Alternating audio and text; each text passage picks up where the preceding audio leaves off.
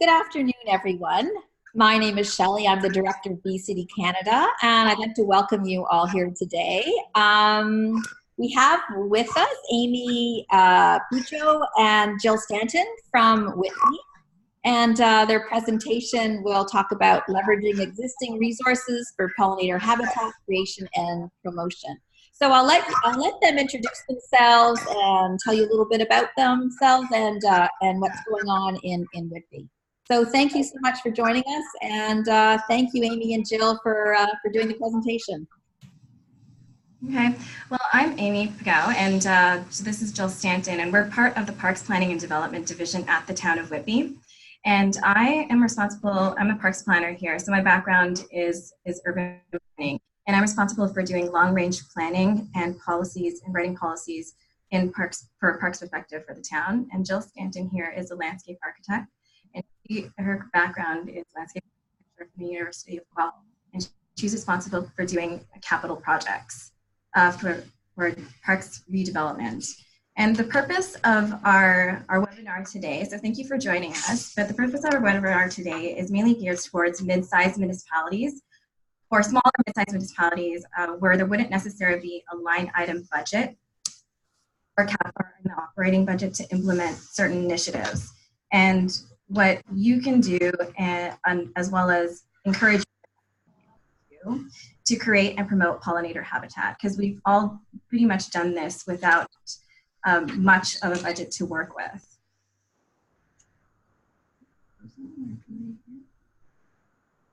Can you hear us? We just want, hello? Okay, yes, I can hear you. Okay. In and out, but maybe if you could turn up the volume, that might be helpful. Okay, I think I've turned it up. Is that helpful? That's better. Okay. Everybody else okay? Better? Okay. Yeah. Thank you. Here we go. Make sure you can see. Yeah. So we just wanted to acknowledge our mayor and council and also our project team who've helped us supported us throughout this endeavor, because it has been, we wouldn't be able to do it without them. Also our management team who was able to we were able to prioritize this Bee City within our work plan. So just to give you a context of where Whitby is, it's in Durham region. It's part of the Greater Toronto area, and it's a mid-sized municipality with about 136,000 people. We're the 10th to become a Bee City, and we're the first in Durham region. And the way how we initially got started is a member from the Ontario Nature Youth Council, he proposed that we should be part of Bee City. And then I looked at the application, and we were already doing a lot of the initiatives through our operating and capital budgets, and then as well as other initiatives from the Mayor's Monarch Pledge by the National Wildlife Federation. But Bee City has actually allowed us to further promote the value of preserving, enhancing our green spaces and habitat. So we just wanted to share a chart of some of the challenges and opportunities that we've faced over the past few years since we've become a Bee City. The first challenge we faced is lack of allocated budget towards Bee City. However, the opportunities that we found are through grant programs that are not easily attainable, but realistically, almost anyone could apply for some of the grants that we've applied for and been successful in. So since the town does not allocate budgets specifically for Bee City, we've applied for some recent grants and were successful in obtaining a TD Friends of the Environment Foundation grant, TD Green Spaces grant, and they're in conjunction with the Arbor Day Foundation. So I'll explain a little bit more in detail what we were successful in obtaining with those two grant programs. The second challenge was lack of staff time and resources. Being a small municipality that's rapidly growing, there's a lot of, every year there's more and more land that the same amount of staff are responsible for maintaining. So we're trying to really work together to maybe reduce some of the mown areas, design new parks, keeping efficient maintenance in mind. And also, we're really trying to add these naturalization plantings, just not only to enjoy, obviously, a little bit of nature, but to maybe change the way these public spaces are used and reduce the amount of maintenance in the long run. So the third challenge we faced in doing so is some people might not have a similar outlook on natural space and the benefit of these natural spaces that we do and the supporters of the program have. So the communications team has really worked well with a lot of the different departments of the town to try to improve perception of the natural spaces through public education, using social media, and also different sort of print publications that our communications department with. Yeah, because natural spaces can look messy, and the general public isn't necessarily they're not used to seeing that. So the public education has gone a long way for that. And also, for example, if you own a home that backs onto a natural space, sometimes the vegetation can germinate into your yard. So where possible, we try to design the spaces to not impact people's backyards, or maybe just educate people on how they can deal with weeds in their own property in a natural way to not harm some of the insects that they would find. So the third challenge that we face is having technical know-how for the design, maintenance, and also dealing with invasive species in some of the natural areas, but really drawing on internal staff and working together on knowledge that already has been there really has helped a lot to build relationships internally and work together to make spaces ideal for the long term for our park operations team as best we can, and take part in more education workshops such as Bee City's Pollinator Summit. And obviously using Google is a great resource. There's really great information online. Some of the partnerships that we've made through local nurseries, biologists, and arborists, along with the Conservation Authority, have really helped us. So the first project I'd like to share with you is Gordon Richards Park. It's a planting outlined in red there. You can see that we cleared this. Sorry, for a bit of context before I get into it, this is our waterfront trail, north shore of Lake Ontario. And so it's a pretty high profile area. We wanted to create something that a lot of people will see, and it ended up being a 420 square meter planting.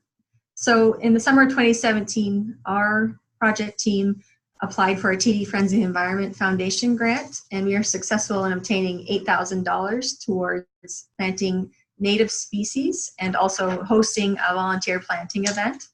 So this area used to be used for agricultural purposes, and eventually it was left to naturalize. So there's a lot of goldenrod and asters and native grasses, along with some more invasive plants such as thistle and wild parsnip.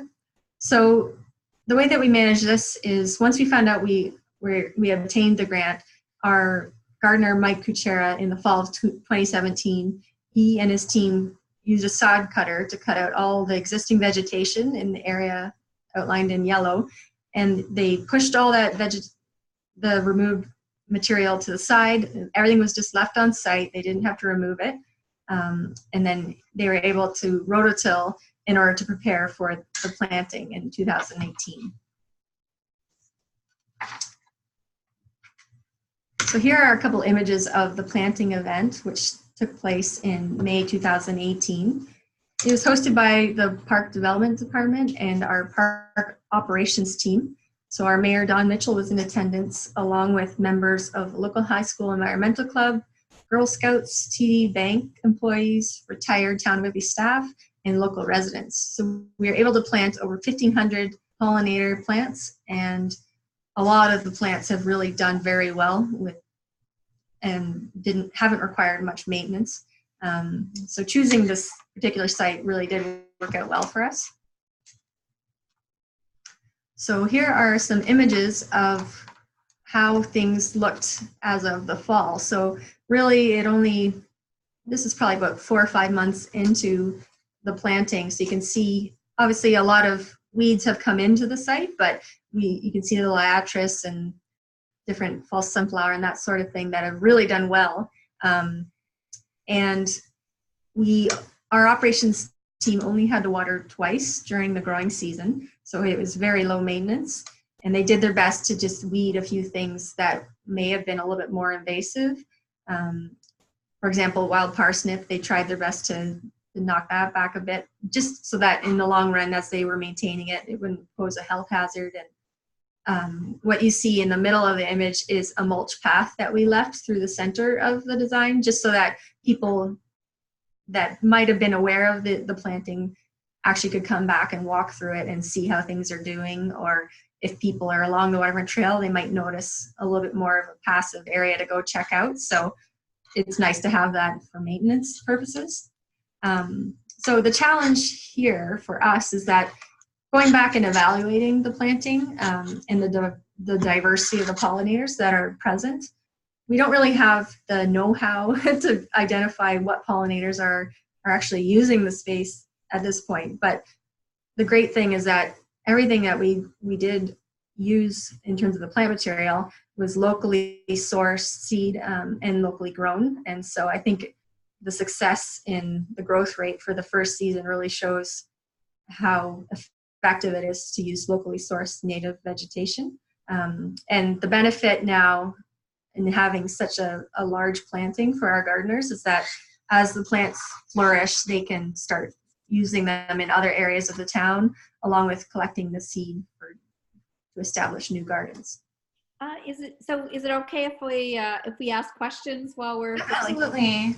Okay, so that's great. Well, actually, that was one of my questions. I wondered how many different species you have, but there's different species, obviously. Yeah. Yes, this is a collection of some of the perennial herbaceous plants that we included. So it was a lot of perennial plants mainly, and you can see quite a variety of things that we were kind of experimenting with just to see how they would do, since some of the site was quite wet.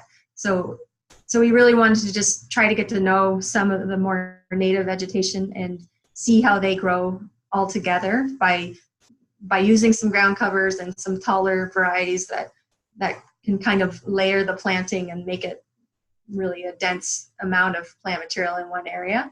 And so if we go to the next slide, you can see we did include grasses and a couple shrubs also. We didn't use a lot of shrubs, or trees either, because I didn't want them to overtake the area. So ultimately, we designed it to be more of a meadow planting, and then we could go back and add trees around the perimeter in the long run, but at this point we haven't gotten to that. So. We also had 2 beef boxes donated by, I think it was Girl Guides, yeah, that we installed, Girl Scouts, but we installed in this area as well. Yeah, so it's nice to have them as a part of the planting day too. Yeah, and that's the cover of the webinar, the first slide. page of it. So here's an example of one of our capital projects that we were able to include quite a large area of native pollinator habitat.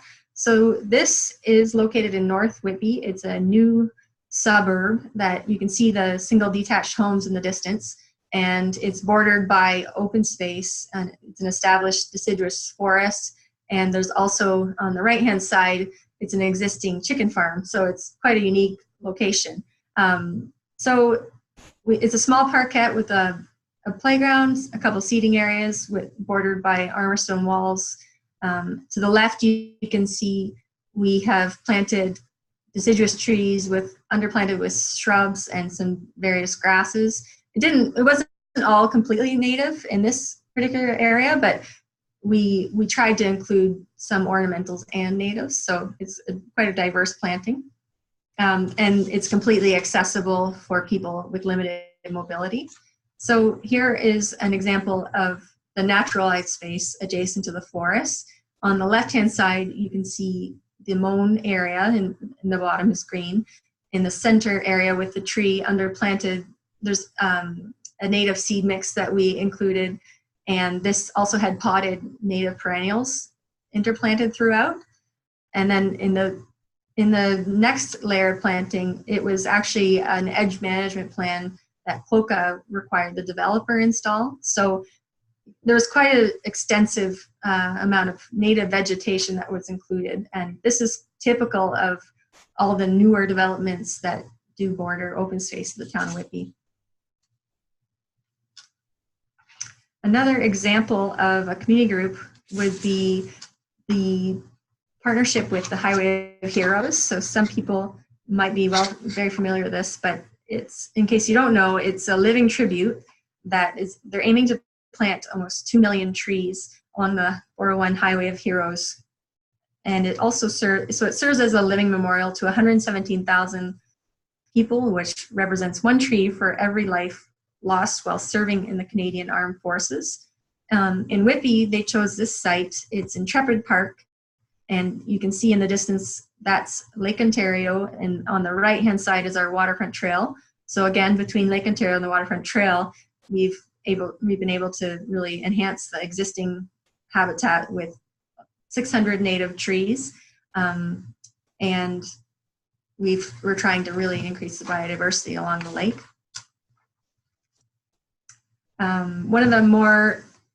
One project that will be coming up is another capital project.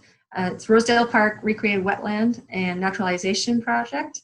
So Rosedale Park is an older neighborhood in Whitby, bordered by older homes, probably built in the 60s, I believe, and then industrial lands.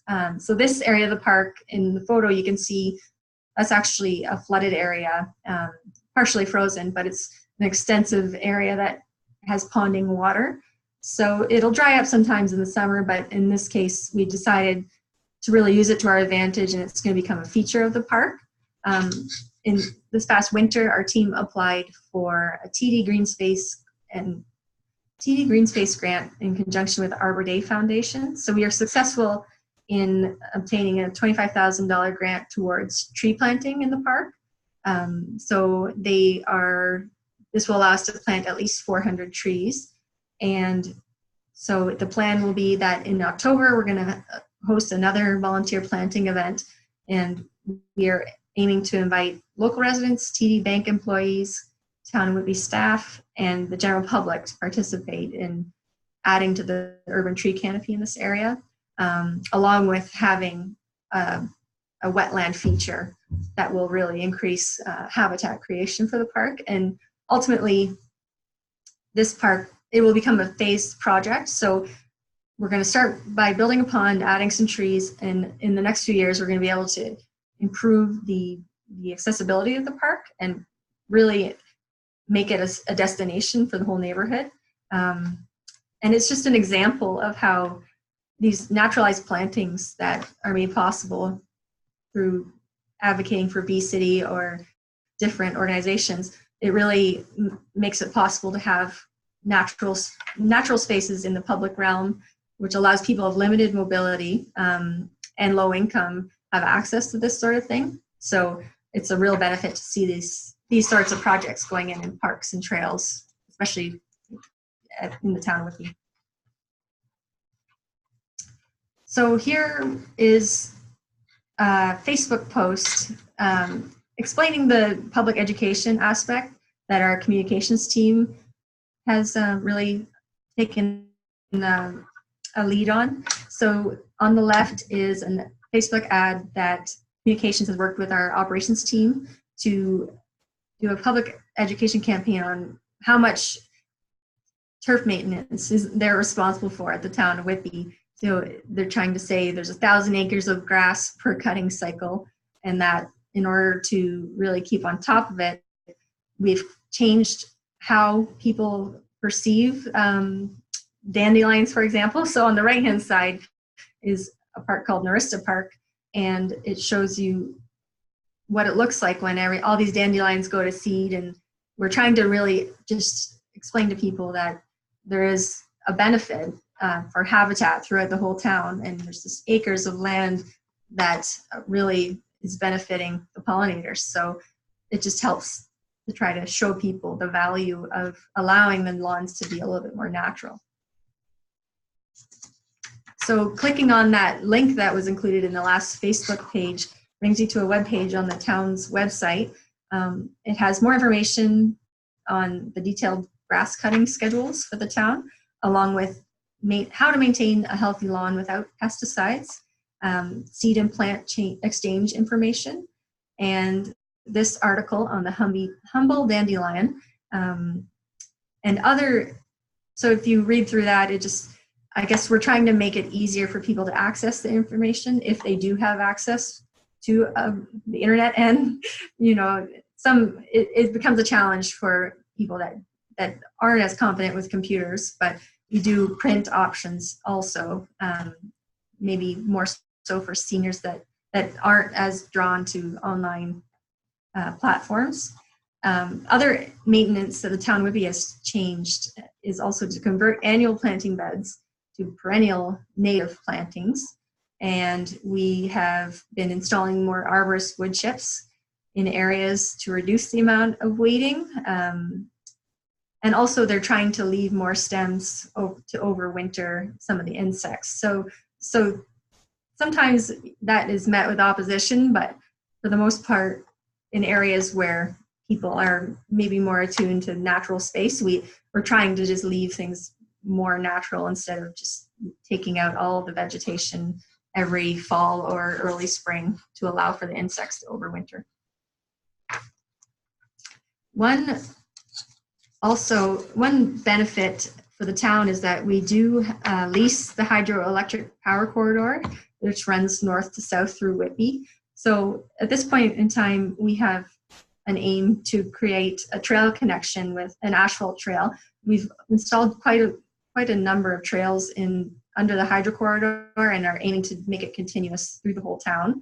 So since it is a lease, a part of the lease agreement is that we are to maintain the property. And at this point, our operations team they mow it 3 times a year, mainly to control invasive species. So for example, wild parsnip and dog strangling vine, they'll try to time the mowing for when they're about to set flower in order to reduce the spread of invasive species through the corridor. And this is the hydro corridor is a great opportunity to increase biodiversity through the town, and there's been some interest in maybe including some naturalization plantings. So that's something that we would really like to work towards, especially in relation to trail connections. So that's an example of the Public Works Department taking action or initiative in regards to environmental initiatives. When we've built these partnerships with them, where several departments have taken ownership of the B-City brand. Like for example, our communications department has taken ownership of the B-City brand as well. Through our corporate strategic plan. Like this logo is our internal brand logo, and the WE stands for Whitby Employees, and the CARE stands for an acronym of collaboration, accountability, respect, and engaged. And the 4 hexagon shape patterns, they form a honeycomb pattern. And part of that pattern is the beehive system. So the concept of the beehive system is significant to the town of Whitby because we have been designated a bee city. And this comes from our communications department. So internal partnerships are very important with Public Works, our communications or sustainability departments, but also external departments or external areas are very important too, such as the Whitby Horticulture Society. And the Whitby Horticulture Society, what they do is they take care of these 2 parks, all the plantings within them. And then they also educate the public on gardening as well as host plant sales. And the library and the Conservation Authority are extremely important partners as well because they also help host public events in regards to public education for pollinators. These 2 programs here are important, are written to contribute to pollinator creation and promotion. So that's our Community Gardens program, which was written in 2017. And the Community Gardens program supports the community gardens on town-owned or leased land in partnership with community groups in order to promote the community engagement and healthy living. There's a clause within the policy that promotes pollinator native plantings. And the Adopt a Park and Adopt a Trail program is essentially an environmental cleanup program to promote public beautification and stewardship. We have been promoting these two programs in the past couple of years through the Whitby Perspective, which is a newspaper that we have, and then also our newsletter, and then also e-news.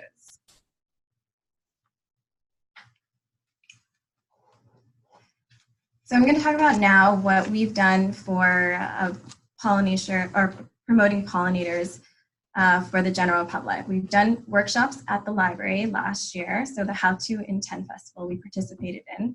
And the How to Intend Festival, we spoke about how to create pollinator habitat, how to create a bee nest, and how to create a bee bath. And then also hired the Durham Master Gardeners to educate the public on native plantings. We also have several articles within the Whitby Perspective, and then created this pamphlet right here that you see to your right-hand side about pollinators in your help. So again, that's about little facts about bees and pollinators in general, and how to create pollinator habitat, what's a bee nest, and what you can do, and then also how to create a bee bath.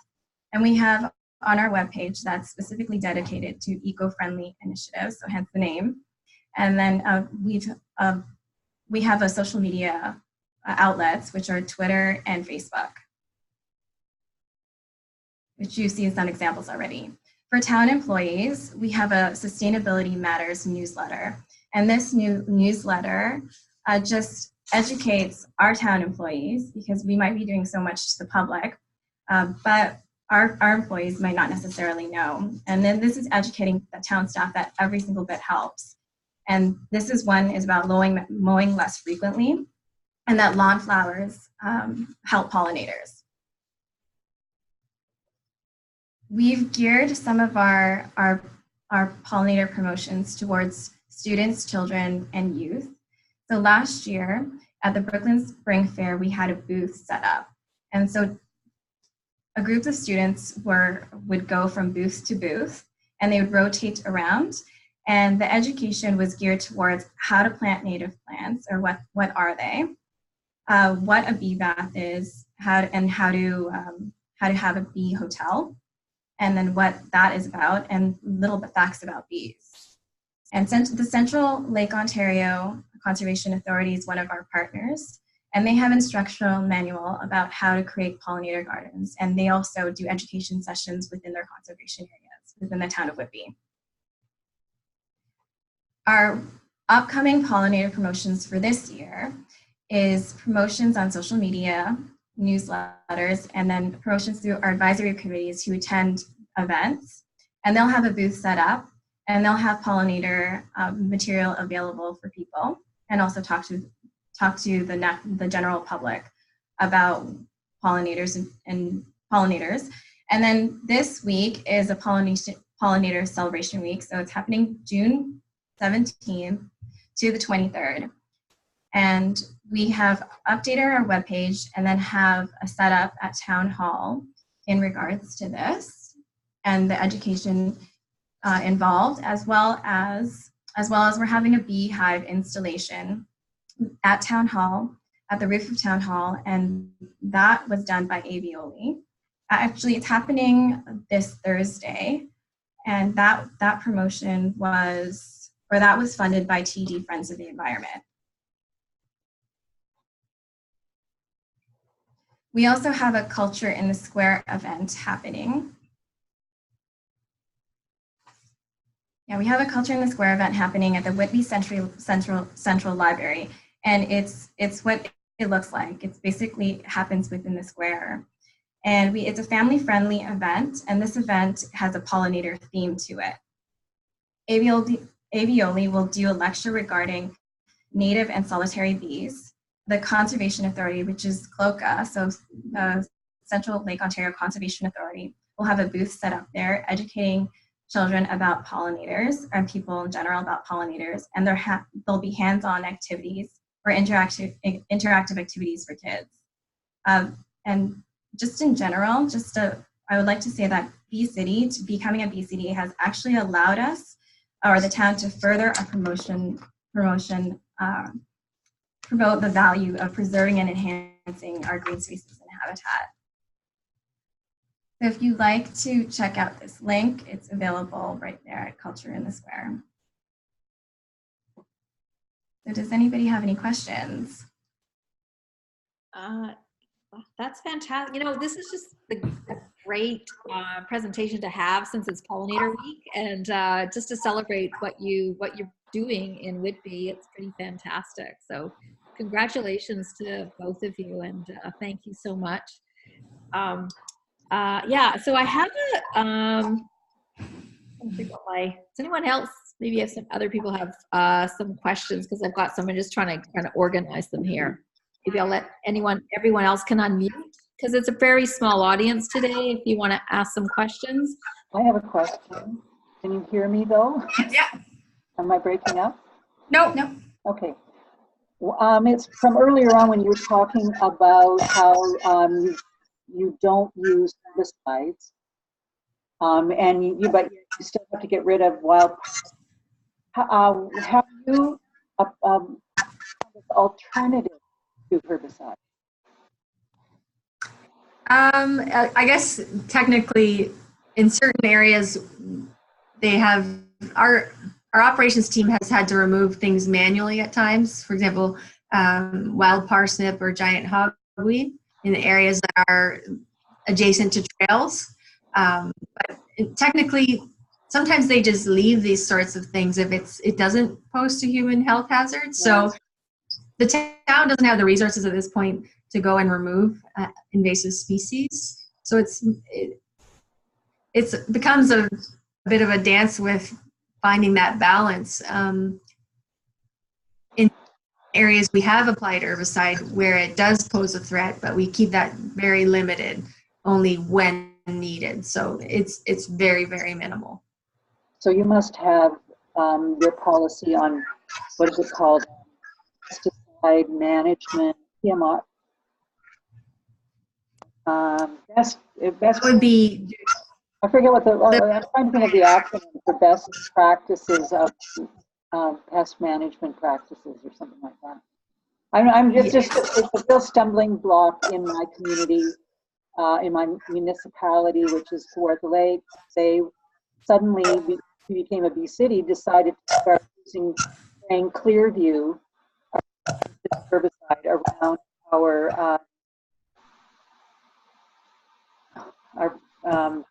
guardrails, and I'm really having it. I can't get them to budge on that. They think that it's saving them all this money because it's not being done manually. oh. So, yeah, I would like to send my whole municipal staff down. Staff. That's what I'd like to do. It's some great inroads there. Oh, great. Yeah, it's a challenge dealing with invasive species, and it's definitely not high on the priority list, to be honest, at the town yet, because there's so many other things that really take precedent, even more so than invasive species. So we don't have an invasive species management plan in place, but people for the most part in our operations team do their best to keep on top of all the relevant information and are aware of the issues. It's just we don't have resources to manage it yet. Now, did you ever get your budgeting an allocated BCD budget? Or are you still without one of that? We don't have any light item towards Bee City at all. Yeah, we're all just leveraging off of other budgets right now and what we can spare. Like with Jill's projects, she's done all of that based on the existing budget for the redevelopment of the park or the development of the parks. Yeah.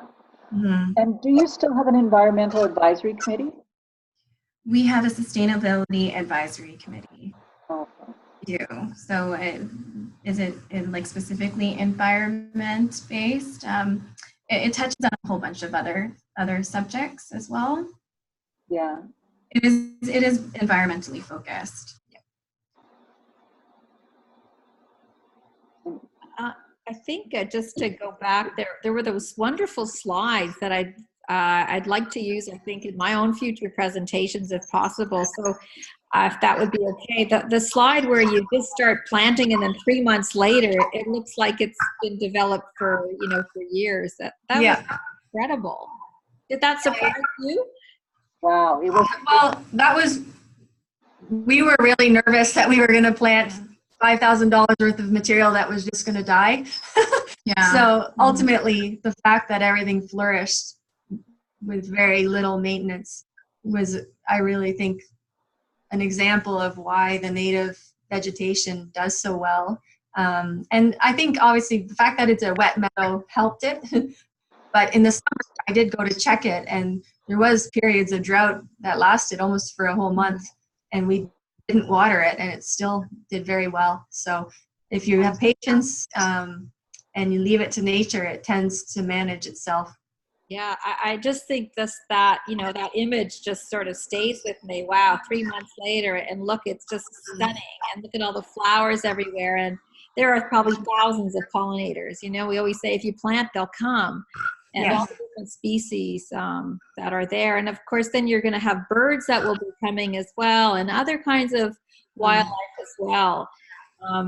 It'd be really nice to have some kids out there or some researchers out there just to have, because in Calgary, in fact, that's basically what they did is they planted something and then they found a cuckoo bee, which is almost an extinct bee, and then they got press all over really all over Canada, and they're still talking about it. So it just shows. Yeah, that's something we would just love to have. We would love to have someone that could come and take a look and really see what species are found at this point. Oh, is that a monarch butterfly, or is that? Yes, on the liatris there. Oh, yeah, I just noticed that now. Well, how good does that mean? That's pretty exciting. On that note, I just wanted to say maybe you could see if there might be somebody from York University. You're not that far away, and they have their big bee lab at York that they might be interested in. That's a great idea. Yeah. Yeah, we do have a great relationship with the Conservation Authority here, but they're also strapped for resources too. So that's what I mean. Like a university like York would have resources for their research, their student, graduate students do research. Yeah. So, and those projects, if they might be looking for a place to monitor. You never know. Okay. Yeah, we'll look into that. Yeah, so that whole project cost you about $8,000, you're saying? Yeah, it was really an effort of Mike Kuchera and his team, our gardener, one of the gardeners at the town of Whitby. He really wanted to take this on, and so it took him about a week to really prepare the whole area. So it's quite a large amount of labor involved, and then having access to a local nursery that does have very fair pricing helped us, along with having the volunteers part in the planting event. So at some point we did think, oh, this is a huge garden. Why do we make such a huge planting? But it worked out. What's the name of the nursery? Native Plants in Claremont. Oh, okay. I know those people. Yes, they're amazing. The two people that run that they're a great resource in themselves. So. Well, what's his name? He used to be the head of the Conservation Authority up here, right? Exactly. Toronto Region Conservation Authority. Yeah. So they really know their stuff, and their plant material is just amazing quality. So. Yeah, and I was thinking about this Highway of Heroes. So they plant the trees in, not right on the highway, but just around that. But it'd be really maybe a thought to maybe get in touch with them and see if they would consider that people could donate to maybe putting a little pollinator garden or something as well, alongside the trees. I mean, it's a really lovely tribute, of course, and then it's just lasting. Definitely. All the benefits for everyone. Yeah, it really. They in some communities I know that they do actually remove a large area and clear it of vegetation. So it's an opportunity to really add quite a large amount of pollinator habitat, depending on the seed mix you use. I'll write that down and make some contact. I think that's Oh, I'm sure they'd love to hear from you. Maybe we can change the name, 401 to There you go. The pollinator corridor. all the cities. Yeah, and I really like this humble dandelion. I really like those. I think those are really great things to share with the other bee cities, so that they could, print them out, or else, just have it on their website as well and put their own logo. If we could have some kind of standard document like that. I mean, they're fun, they're easy, but the information is fantastic. Yes, and it helps just address any inquiries maybe prior to dealing with the extensive phone calls that come in. So our operations team they deal with hundreds of phone calls related to that every year. So that's why they're trying to take more of a proactive role in that. To try to. Right. Yeah. So a lot of people call. So is that what a lot of calls are about? Oh, when are you going to cut the dandelions? Yes. So when we prove that we're doing it for a reason, then it helps a bit. There's a reason to the madness. So. Yeah. Right. And then I guess too, if you look at the cost, I mean, we always try to share that, in the beginning there is a cost. Of course, it's $8,000 that you're putting into, but over time, I mean, you don't have to water, you're not fertilizing. The labor involved. And the labor could be used for other things as well. It's yes. not reducing staff or anything like that, but the labor could be doing other things as well. So, and the interesting thing about the capital cost is that the cost to actually tear a seed and install a native seed mix is quite similar to the cost to installing turf. So the balance in the long run of the labor is it really does pay for itself. Yeah, so to have the naturalized spaces. Mm-hmm. That's good to know. So these kind of like statistics are really, I guess, important for bee cities or any city really, so that they can see that. And I know that in the States there are some communities that are looking at like different kinds of seeds in their turf so that they have flowers. So there's clover, because there's apparently many different species of clover in different colors. And you could add that, and you could add other things as well. Susan, do you know much about that? Different kinds of sort of grass, pollinator grass? A little bit. I've done a little bit of research on that. I know that when we were trying to improve seed mix, we used the land. It was suggested that we use beef with clover. So, it's hard to hear you. You're kind of going in and out. I live in a rural setting. Yeah, internet is a little spotty. Yeah. But anyway, that's kind of, an interesting thing too. If you're going to have grass, okay, maybe we could add flowers. But again, it's that perception, and the more we do it, the more people see it, the more people see, the Norista Park with all the dandelion seeds, and they go, wow, that's really pretty. Yeah. And the kids love it. I mean, yeah, who doesn't remember holding up the dandelion? Yeah. Yeah, that was good. So I don't know. So would it be possible if we could share this with maybe your slide presentation? Because I said some of those slides I'd really like to use.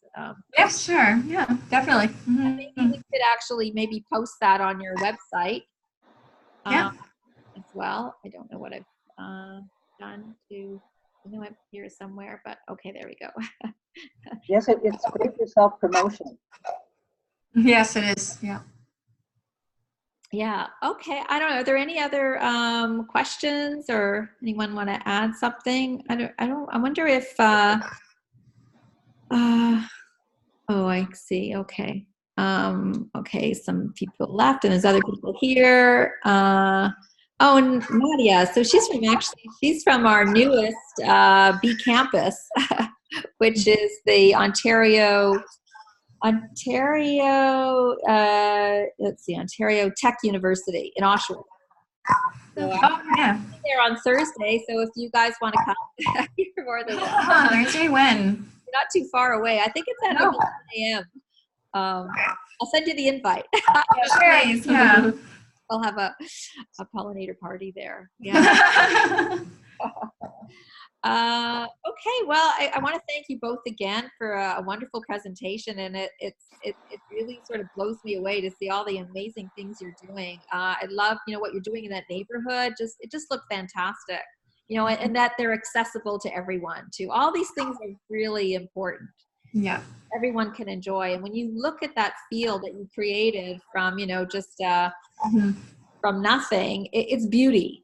Yeah. I think that's too what people maybe don't think about, that bee cities are really creating cities of beauty. That we have flowers early spring to late fall, and so let's see. Oh, here's Nadia. She's telling us it's 11:30 to 1 p.m. is the pollinator tour.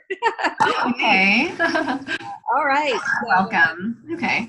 everyone an invitation. Yeah, it's that they're. I don't know. I'll send you the whole thing so you can. Okay. Is that okay, Nadia? More people come. Yes. Oh yeah, here it is. So Thank you. if you look in the chat, she's got the link all there for you. She said all are welcome. Yes, come. Thank you. So yeah, that's great, and she's doing some terrific things as well. So as we were talking about, to have these cities, getting together maybe once or twice a year, but maybe the universities are a good place to have that. How's that? There's room. Yes. As a great central meeting place, a neutral place, and that we could all learn together and share what we're doing, and Yeah, it's great. direction. Yeah. Okay. Well, thank you so much. Thanks again. And we'll send out the recorded version in a couple of days. And if you could send me the link to your presentation, I'll forward that as well to everyone. Okay. Great. Thank you. Thank you so much, everyone. Thanks a lot, everyone, and have a great day. Happy Pollinator Week. Happy Pollinator Week. Happy Pollinator Week. Away. Yeah. All right. Have a good day. Bye. Bye.